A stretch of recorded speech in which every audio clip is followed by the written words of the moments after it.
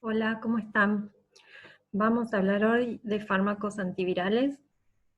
Como en el caso de la clase anterior, les aconsejo que primero lean el apunte al respecto que está subido a Cátedras Virtuales y espero que les sirva esto como un complemento de esa lectura. Vamos entonces a iniciar. Primero repasemos un poquito. Vamos a hablar de fármacos antivirales, es decir, de compuestos que se usan para el tratamiento de infecciones producidas por virus. Los virus son agentes infecciosos acelulares que se apropian y reacondicionan la maquinaria de una célula, es decir, una célula huésped, para su supervivencia y replicación. Los virus tienen distintas características que permiten clasificarlos de diferentes maneras. Nosotros aquí nos vamos a quedar con una clasificación de acuerdo al genoma para organizarnos en la clase, es decir, que vamos a hablar de virus de ADN o de virus de ARN. En este sentido, podemos pensar en los virus como paquetes de proteínas capaces de transferir ácidos nucleicos a las células huésped. Desde el punto de vista estructural, recordemos que un nucleócido es una estructura que tiene un grupo azúcar, en particular en posición 2', si hay un oxidrilo es una ribosa, y si hay un hidrógeno es una desoxirribosa, unida a bases de purina o pirimidina. Además, en posición 5, el azúcar presenta un grupo oxidrilo capaces de adicionar grupos fosfatos, generando los nucleótidos, que son los bloques constructores reales de las moléculas de ADN y ARN. Bien, comenzamos entonces con los fármacos activos contra virus de ADN, es decir, contra aquellos virus cuyo material genético está compuesto por ADN y que no utilizan ARN como intermediario durante la etapa de replicación. Un ejemplo de este tipo de virus es el virus del herpes simple. El blanco molecular es la ADN polimerasa, y los fármacos inhiben esa enzima. Un ejemplo es el aciclovir, que tiene esta estructura. Fíjense que imita un nucleócido, es decir, un sustrato natural, la desoxiguanosina. La diferencia se encuentra en el azúcar, que en este caso está incompleta. El aciclovir por sí solo no es activo, necesita incorporar grupos fosfatos, que acá están representados con una P, pero son fosfatos cada uno de ellos, y para eso utiliza una enzima, la quinasa viral, inicialmente para generar el monofosfato, y luego utiliza las quinasas de la célula huésped. El aciclovir trifosfato es en realidad el compuesto activo, por lo que podríamos decir que cuando hablamos de aciclovir, estamos hablando de una prodroga. Algo interesante desde el punto de vista de la toxicidad del fármaco es que la primer fosforilación del aciclovir la realiza una quinasa viral. Y eso indica que este compuesto va a ser seguro al no actuar en células no infectadas, es decir, en células que carecen de la quinasa viral. En cuanto al mecanismo de acción, inhiben la enzima propiamente dicha, y además al incorporarse en la estructura de ADN en construcción, al carecer del grupo oxidrilo en 3', porque carecen del grupo azúcar, impiden la continuación de la construcción de la cadena. Existen virus que no tienen o que carecen de quinasas virales capaces de generar la primer fosforilación, y por lo tanto en esos casos el aciclovir resulta inactivo. Uno podría pensar entonces en diseñar fármacos que ya tengan incorporados en su estructura grupos fosfatos, de modo de prescindir de esa primera fosforilación. Sin embargo, los grupos fosfatos no son estables, sino que son susceptibles a hidrólisis enzimática.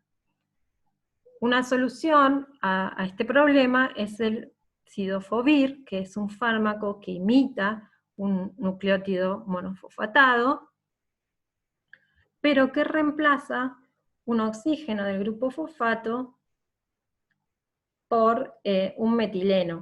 Recuerden que el grupo metileno y el grupo oxígeno son isósteros de acuerdo a la ley del desplazamiento de Grimm.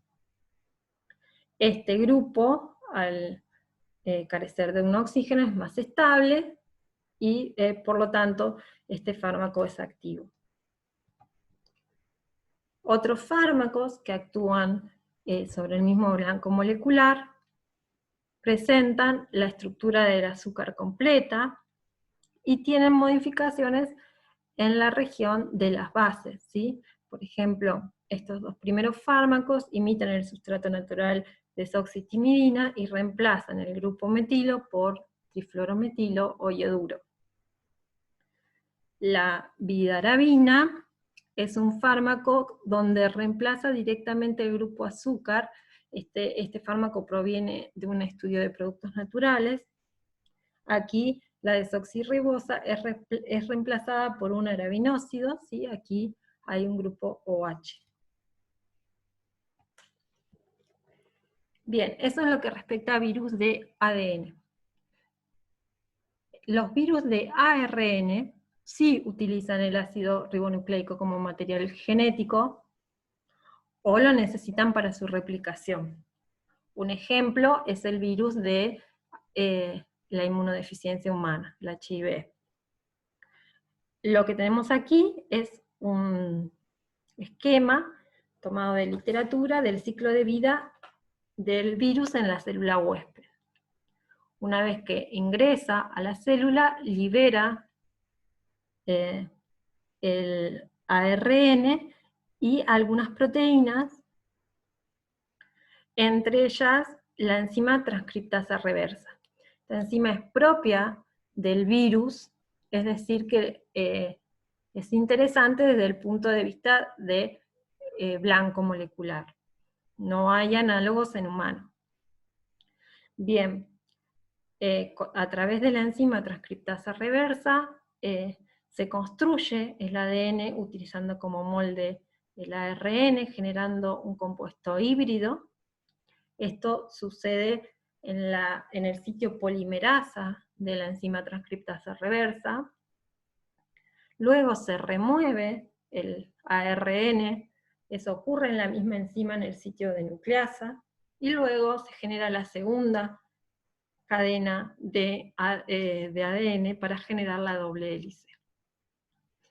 Esta doble hélice se inserta en el ADN del huésped y a través, de una enzima del virus, la integrasa, y luego continúa el ciclo y el proceso de síntesis, ensamblado y liberación del virus.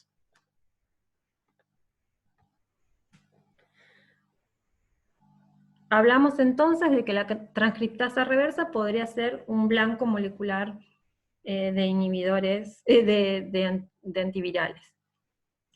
Los primeros inhibidores de esta enzima son nuevamente inhibidores nucleosídicos, es decir, que imitan el sustrato natural. Aquí tenemos como ejemplo el AZT, que imita a la desoxitimidina, pero que reemplaza el oxidrilo por un grupo acida. A diferencia de lo que vimos anteriormente, aquí la fosforilación ocurre a través de la quinasa celular en las 3 etapas. Nuevamente, la inhibición ocurre en el sitio de polimerasa de la enzima, y además cuando se incorpora el fármaco en la cadena de ADN en construcción, el grupo acida impide la continuidad o la continuación de la construcción de la cadena, ya que no está presente el grupo oxidrilo necesario para la continuación. En este caso tenemos la construcción del híbrido, ¿no? ADN y ARN. Otros fármacos que actúan inhibiendo la transcriptasa reversa, que son del tipo nucleosídico, son, por ejemplo, la didanosina, que tiene la particularidad de tener una base que no se incorpora naturalmente al ADN, pero se descubrió que en realidad el fármaco activo genera la misma base que la desoxiadenosina a través de reacciones enzimáticas. ¿Sí? Nuevamente tenemos el compuesto que se activa generando la estructura activa que tiene los grupos trifosfato y la base de adenosina. Otros fármacos inhibidores reemplazan el carbono del azúcar por azufre, imitando nuevamente el sustrato natural, y en algunos casos también incluyen heteroátomos, como en este caso. Bien, hasta aquí, inhibidores de transcriptasa reversa en nucleosídicos, es decir, que son fármacos que actúan interaccionando con la misma región que interacciona el sustrato de la enzima. Existen otro tipo de inhibidores de transcriptasa reversa que interaccionan en otra región de la enzima. Esos inhibidores no tienen la estructura nucleosídica. Vemos aquí un ejemplo de un esquema de una enzima que va a interaccionar con su sustrato para generar la acción biológica. Los inhibidores que venimos viendo hasta ahora interrumpen esta unión interaccionando con el mismo sitio de acción. Existen otros inhibidores que interaccionan en otra región de la enzima, pero esa interacción genera cambios conformacionales que evitan la unión del sustrato. Esos inhibidores se denominan inhibidores alostéricos. Los inhibidores alostéricos no nucleosídicos, porque ahora no es necesario imitar el sustrato natural de la enzima, son principalmente lipofílicos, ¿sí? Interaccionan con una región cercana al sitio activo que es lipofílica. Aquí lo que se ve es la estructura del fármaco, la nevirapina, que es una estructura rígida, que si la miramos con mucho cariño parece una mariposa. Esto se los digo para lo que vamos a ver más adelante. Y aquí en azul se muestran algunos residuos, aminoácidos, con los que interacciona este fármaco. Fíjense, leucina y valina son aminoácidos con cadenas laterales con carbonos, o sea, lipofílicas, y las tirosinas además tienen anillos aromáticos. Eso hace que se propicien interacciones del tipo pi con anillos aromáticos del fármaco. Otro fármaco inhibidor no nucleosílico, es la de la viridina, que también interacciona con residuos aromáticos, con el anillo de piridina, pero además genera una unión puente de hidrógeno con un residuo polar cercano.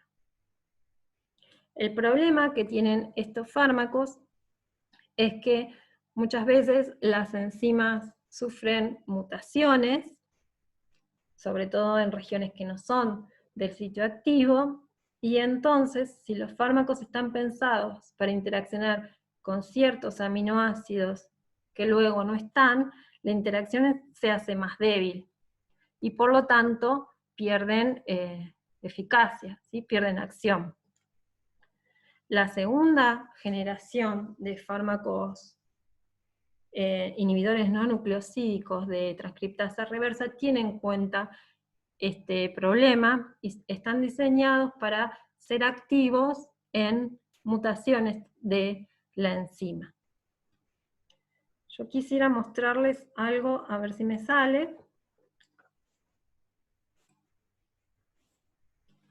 Lo que ven acá es la estructura obtenida a través de un cristal de la transcriptasa reversa, ¿sí? Este es un programa de visualización, se llama PyMol, y esta estructura la tomé de una base de datos, del Protein Data Bank, donde está la estructura de la transcriptasa reversa, ¿sí? Los colores dicen o dividen las estructuras secundarias, ¿sí? Las alfa hélice, por ejemplo, están en rojo. Yo ahora voy a cambiar la forma de ver la enzima, la vamos a ver como una superficie.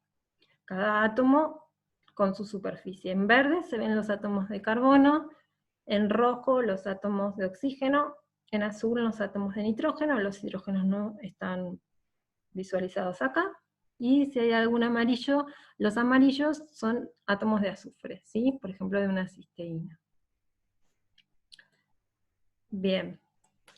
¿Recuerdan? Hoy hablábamos de la acción de la transcriptasa reversa y hablábamos de un sitio de polimerasa que servía para construir el ADN a través de un molde de ARN. Ese sitio está ubicado en esta región.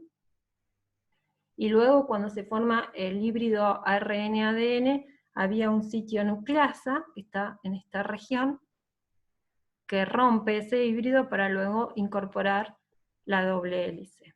¿Sí? Aquí les muestro cómo se ubica el sustrato en la enzima. ¿Sí? Aquí está el sitio polimerasa, y aquí está el sitio nucleasa. Los inhibidores nucleosídicos interaccionan en la región del sitio activo de la polimerasa, es decir, en esta región. Ahora les voy a mostrar la estructura de la nevirapina.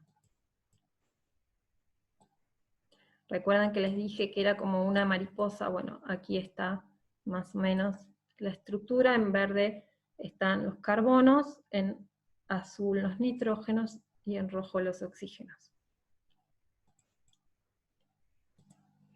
Fíjense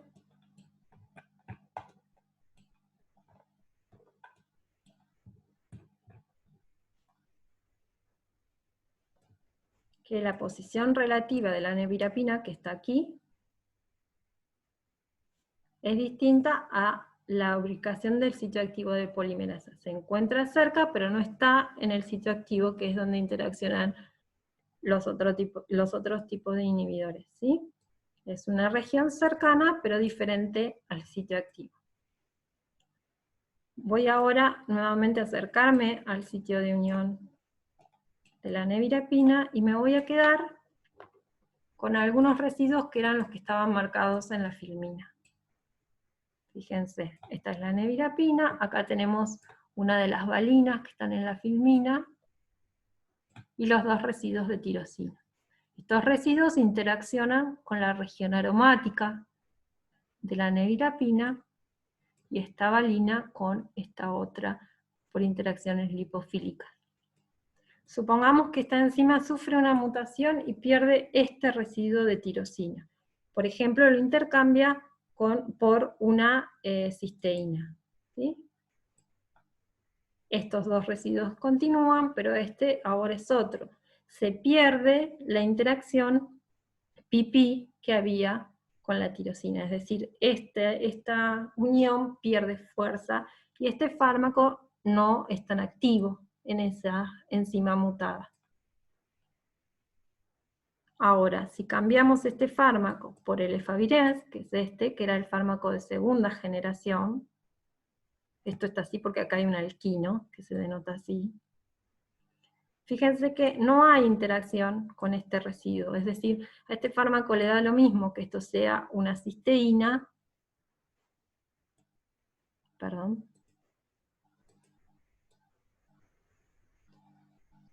o una tirosina, ¿sí? Voy a superponer los dos sitios. Aquí no hay interacción, ¿sí? Es por eso que la actividad de este fármaco no cambia por, en este caso, esta mutación puntual. Ese es el objetivo de los fármacos de segunda generación. Analizar la información estructural disponible y tratar de evitar interacciones con aminoácidos que son factibles de mutar o que mutan frecuentemente. Bien. Volvamos entonces a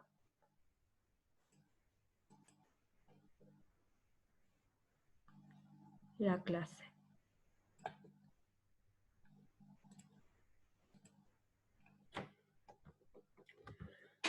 Otro blanco molecular para virus de ARN, en particular para el virus de HIV, es la proteasa. La proteasa de HIV es una proteasa viral que se encarga de cortar las proteínas para usarlas en el envoltorio del nuevo virus generado. Lo que está aquí es una imagen de esa proteasa, es una estructura simétrica formada por dos dímeros. Esto que está aquí detallado es el sitio activo, que son dos residuos de asparagina. ¿Sí? Entonces esta enzima corta el enlace peptídico y en particular corta o identifica para el corte enlaces peptídicos donde en un lado del enlace hay un aminoácido con un sustituyente aromático y del otro lado hay una prolina. Este tipo de cortes no es usual en las proteasas del huésped y es por eso que la proteasa de HIV es un buen blanco molecular.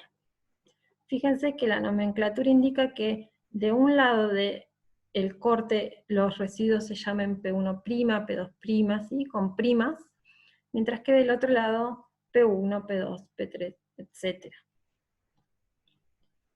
Además del sitio de corte, sí, que aquí está identificado con esta línea punteada, donde está el aminoácido aromático y la prolina, la proteasa tiene otros subsitios de unión que ayudan a ubicar el péptido para la hidrólisis, ¿sí? Son 8, 4 de cada lado, aquí están graficados solo 3, esto continuaría con otro subsitio de unión más. Nuevamente la nomenclatura es, de un lado los subsitios son con prima y del otro sin. ¿Cómo ocurre la reacción de ruptura? Es decir, ¿cómo trabaja la enzima con su sustrato? Bueno, detecta entonces la prolina con su aminoácido adyacente aromático y a través de una molécula de agua se produce la hidrólisis. Hay un ataque nucleofílico al carbonilo, el carbonilo toma un protón de uno de los residuos, perdón, les dije asparagina es aspartato, disculpen, uno de los residuos, luego se regenera el carbonilo y se produce la ruptura, ¿sí? Fíjense que hay un intermediario tetraédrico, a diferencia de estos dos, que son del tipo sp2, que es un carbono que contiene dos oxidrilos. Esto se llama una función diol geminal o gemdiol.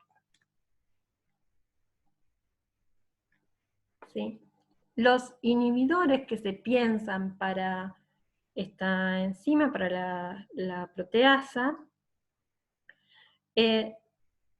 se diseñan en base a la estructura de este intermediario. Se dice que, o se piensa que el estado de transición de la reacción va a estar más fuertemente unido al sitio activo de la enzima, mucho más que el reactivo, que sería el péptido sin cortar, o que los productos, es decir, el péptido escindido. Entonces, si uno puede tener un inhibidor, una estructura que contenga la función del estado de transición, posiblemente se una al sitio activo de la enzima y le inhiba. Lo más parecido al estado de transición del péptido es ese intermediario gemdiol que ocurre en el mecanismo de la reacción. Entonces, en principio deberíamos diseñar fármacos que contengan un carbono con dos oxidrilos, ¿sí? Un fármaco que contenga la estructura de gemdiol. Dado que esta estructura es sumamente inestable, se buscan, a través del análisis de otros blancos moleculares, ¿qué estructuras podrían imitar, ser isósteros de este gemdiol? Luego de muchas pruebas con diferentes grupos funcionales, se encontró que el mejor isóstero para el gemdiol es la hidroximetilamina, ¿sí? Entonces se piensa en diseñar inhibidores de proteasa que contengan esta función, ¿sí? Entonces necesitamos grupos funcionales que interaccionen con los subsitios de unión de la proteasa.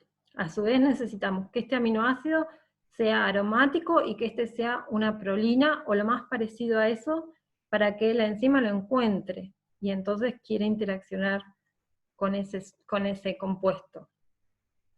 El problema es que si empezamos a construir o a pensar estructuras que interaccionen con todos los subsitios de la enzima, el compuesto va a tener un peso molecular muy elevado y va a tener una pobre biodisponibilidad oral.